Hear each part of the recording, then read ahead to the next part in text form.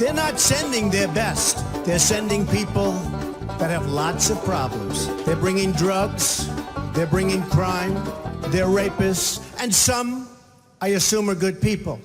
Hey everyone, welcome to the show. So I'm sure you've all heard by now, Trump nominated Republican Congressman Matt Gaetz to be the next Attorney General of the United States.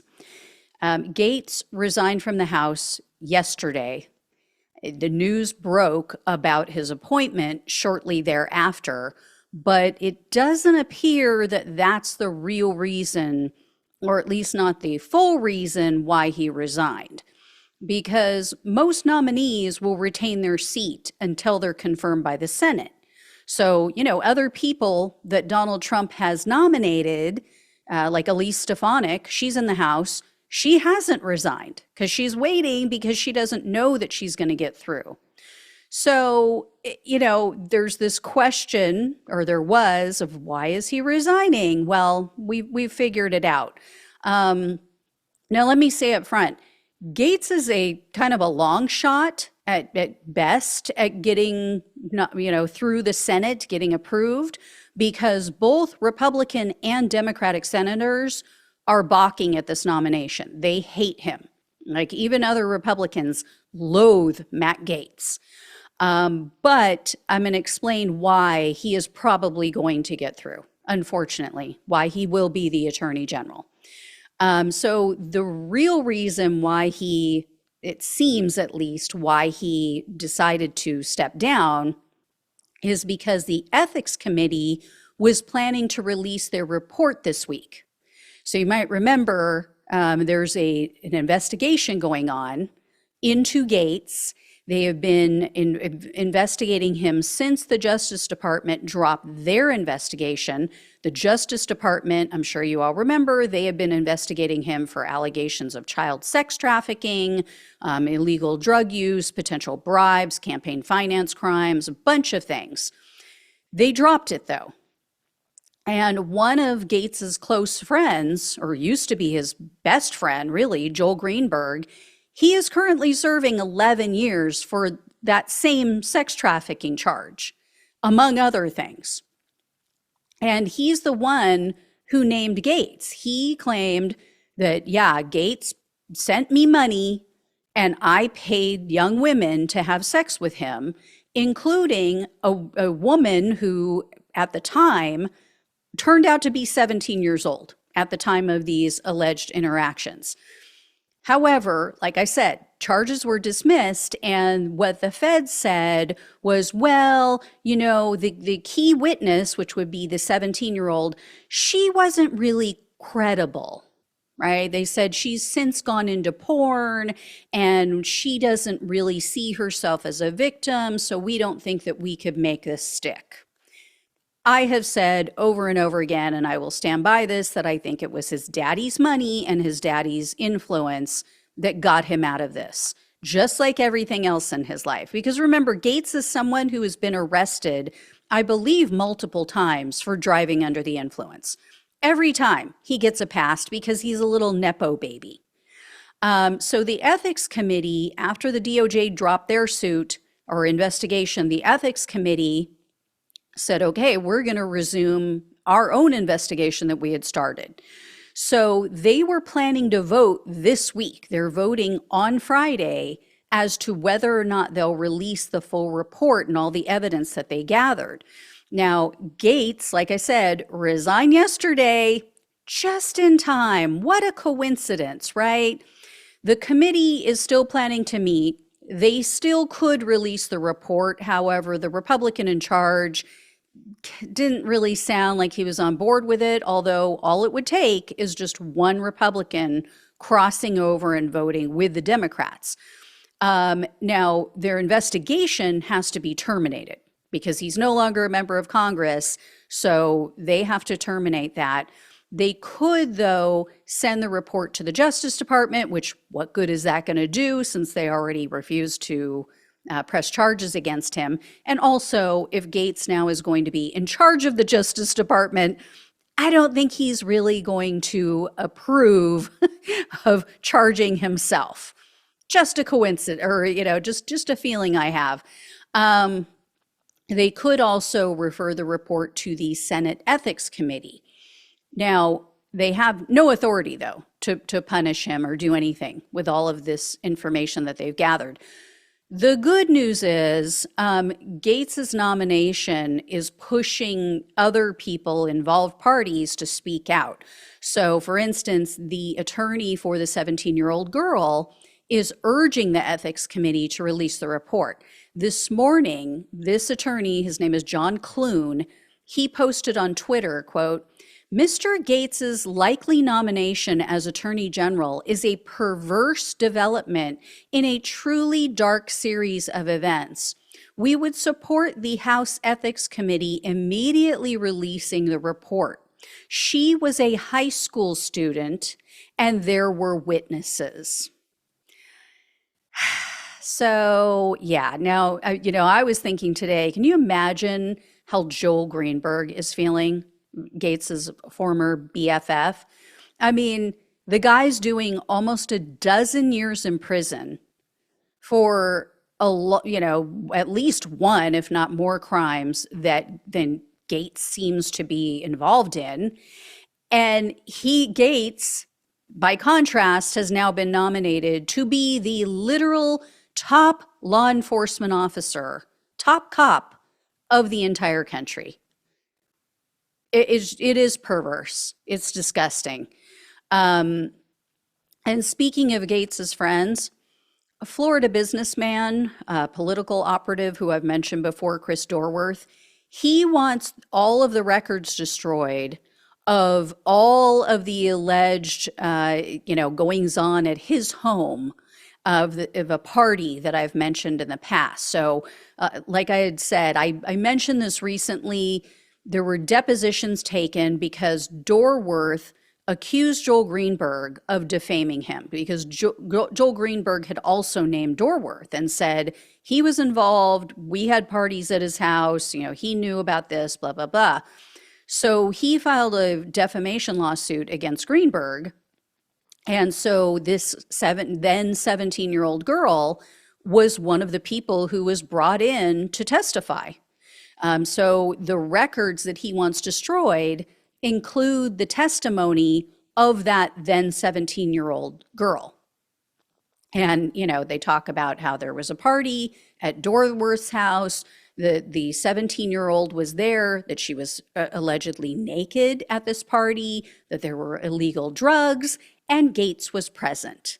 They also, the people who testified or gave depositions said, yeah, there were a lot of high-profile Republicans there, and people were using the bedrooms for sex. Whoops.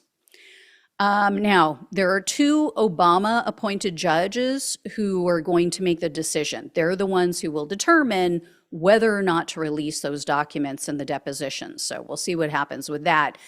As for Gaetz's nomination, here's the deal and why he's probably going to get through. Trump is urging the Senate to use what's known as recess appointments. So they don't require a Senate approval, meaning the senators do not have to vote on them, because technically the Senate is in recess right now. So he's trying to use this, little loophole in the Senate rules, which other presidents have done, just to be fair. I mean, even Obama did it. But it was because, the Republicans kept blocking everything he wanted to do. So Trump is telling all the senators, you need to do this. You need to push these people through before the Senate comes back into session, so that we don't have to go through the typical process of getting everybody approved and everybody voting on it. Now, the one issue that he might run into is, as you guys probably also remember, Mitch McConnell is retiring. He has been having medical issues. He, infamously froze up a couple of times, went practically catatonic in front of a camera. So he's retiring, and the Senate just elected Senator John Thune, to replace him. Thune is a McConnell ally. He is an anti-Trumper. So it seemed like it was unlikely that Thune was going to do this. However, he just made a statement to the press and said, quote, We must act quickly and decisively to get the president's nominees in place as soon as possible. All options are on the table to make that happen, including recess appointments. So it seems like he is bending to Trump's will as well. But in regard to the Gaetz ethics report, Thune also said he can't, quote, understand any situation under which we would deny ourselves access to full and complete information. Part of this is not only to determine fitness for the nominee, it's also to protect the president, because there may be information that the investigation would find forthcoming that would ultimately be an embarrassment to the president. So this is for all of the above reasons. We need to get access to everything. So he is pushing for the House to turn over their report to the Senate. Now, here's the thing. Gaetz, one reason why you would want to read this report is because a foreign country could use all of this information against Gaetz. He could be subject to blackmail, not only by foreign countries, but consider this. According to Joel Greenberg, he went to Matt Gaetz, and Matt Gaetz went to Donald Trump. And we have heard this not just from Joel Greenberg, we heard this from Cassidy Hutchinson, that Matt Gaetz went to Donald Trump at the end of his term, the first term, and asked him for a pardon, asked for a blanket pardon because he knew he was being investigated for these crimes, alleged crimes, by the Justice Department. So Donald Trump has that dirt on him. So far, Donald Trump has held that close to the vest. He has not said a word about it. He has not confirmed nor denied that Gaetz was asking for a pardon or that he knew of any of this information or, sex with a 17-year-old. Well, Trump can hold that over Gaetz's head. Trump can say, look, I know this. I have this letter you sent me. I know that you asked for a pardon and why you asked for it. And if you don't go after every single one of my adversaries, everybody I hate, to the fullest extent and make them pay the price, I will expose you. So this is just a horrific situation all the way around. And, the other thing we all know by now is that Republican lawmakers, they're a bunch of betas. Right? They're a bunch of paper tigers. They talk all big. Oh, they're so tough. We're the tough men. Blah, blah, blah, blah, blah. You soy boys on the other side. At the end of the day, they have all bowed down to their alpha Trump. It's pathetic. They are so afraid of his psycho supporters that they have no ethics, no principles. They will do whatever Donald Trump wants. So they're, like I said, a bunch of paper tigers, a bunch of fools. They're just going to bend to Trump's will. And like I said, if they approve Gaetz, whether, by the normal process or by these recess appointments, he is going to actually weaponize the Justice Department. He will go after Donald Trump's critics. I mean, he hates a lot of the same people too. So, for him, it's just the icing on top. The January 6 defendants, yes, they will be released. They will be released and they will be pardoned if Matt Gaetz gets in. So I didn't think Trump would do it, but I guarantee that Matt Gaetz will. So there you go, guys. The shit show has already begun. We can't get too upset, though. We just can't. We can't, let ourselves get swept away by this. We have to just let it play out because there's nothing we can do. And this is why I get so freaking pissed at Democrats, because they are such wimps with this kind of stuff. I said this before. Donald Trump put in hardcore loyalists in the attorney general slot, in other slots when he was first, ran for president and won. He brought in people who were going to be hardcore on his side, do whatever he wanted, play dirty, bend the rules, break the rules, didn't matter. You get Democrats in there and they do this, oh, we're so afraid. We don't want people to think we're bad. Oh, I don't know if this person's going to make it through. So let's just nominate the milquetoast, middle of the road, nonpartisan, total freaking wimp, Merrick Garland. That's how we ended up with that, because Democrats are so afraid of their own damn shadow, because they're so afraid to play hardball. They refuse. They're so worried about what the press is going to say about them. And, oh, we're being too partisan. Oh, we nominated someone that's, it might be difficult for this person to get through. I don't care. I don't care. Freaking sweep the leg, as I keep saying. They need to find a pair of ovaries. Seriously, I'm so freaking sick of the Democrats.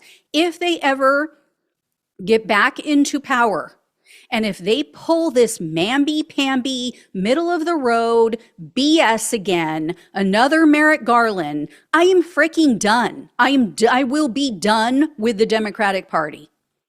Until they grow a pair of ovaries, I will be done. Because I'm sick of us getting punched in the nose, having our lunch money stolen by these unethical assholes on the right. And then the Democrats go, well, we have to be nice. We have to do regular order. Oh, my colleagues on the other side of the aisle. Fuck you.